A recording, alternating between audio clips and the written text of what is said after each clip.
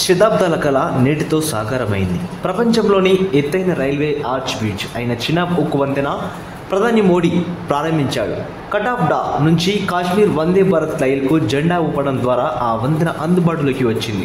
అత్యంత దుర్బలమైన శివాలిక్ పీర్ పంజాలో పర్వత శ్రేణులను కలుపుతూ కాశ్మీర్ లోయకు రైలును నడపాలన్న బ్రిటిష్ కాలం నాటి ప్రణాళిక ఇప్పటికీ కార్యరూపం దాల్చింది. అలాగే కటాఫ్డాలో 46,000 కోట్ల అభివృద్ధి ప్రాజెక్టులను ఆవిష్కరించారు. కటాఫ్డా శ్రీనగర్ మధ్య రైలుకు ఆయన జెండా ఊపారు.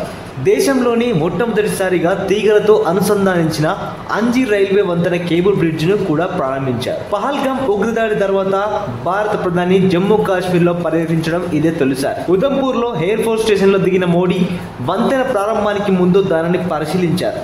అలాగే జమ్మూ కాశ్మీర్ ముఖ్యమంత్రి ఒమర్ అబ్దుల్లా, రైల్వే మంత్రి అశ్విని వైష్ణవ్తో మాట్లాడారు. ఈ సందర్భంగా చినాబ్ అంజీ వంతెనలపై పరుగులు తీసిన వందే భారత్ రైలులో మోడీ ప్రయాణించారు. అనంతరం మోడీ కటాఫ్డాలో బహిరంగ ర్యాలీలో పాల్గొన్నారు. ఉగ్రదాడి నేపథ్యంలో భారీ స్థాయిలో భద్రతా బలగాలు మోహరించారు.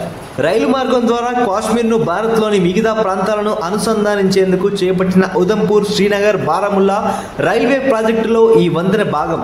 చినాబ్ నది గర్భం నుంచి 359 మీటర్ల ఎత్తులో దీన్ని నిర్మించారు. దీని పొడవు 1.315 మీటర్లు. ఇప్పటి వరకు చైనాలోని బెయిపాన్ నదిపై ఉన్న షబాబ్ రైల్వే వంతెన 275 మీటర్ల ఎత్తు పేరుతో ఉన్న ప్రపంచ రికార్డును ఇది అధిగమించింది. ప్యారిస్ లోని ప్రఖ్యాత హైఫిల్ టవర్ తో పోలిస్తే దీని ఎత్తు 30 మీటర్లు ఎక్కువ కావడం విశేషం.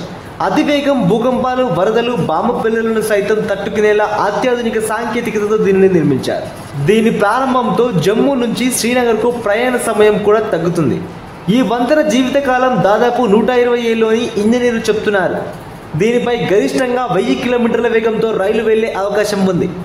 1.31 కిలోమీటర్ల వేగం మేర విస్తరించిన దీని నిర్మాణానికి కేంద్రం సుమారు 1486 కోట్లు ఖర్చు చేసింది. అలాగే 28,000 టన్నుల ఉక్కును వినియోగించినట్లు తెలుస్తోంది. 2002లో అటల్ బిహారీ వాజ్పేయి హయాంలో ఈ ప్రాజెక్ట్ రూపకల్పన చేశారు. అంటే ఇప్పుడు 23 ఏళ్ల తర్వాత అది పూర్తయింది.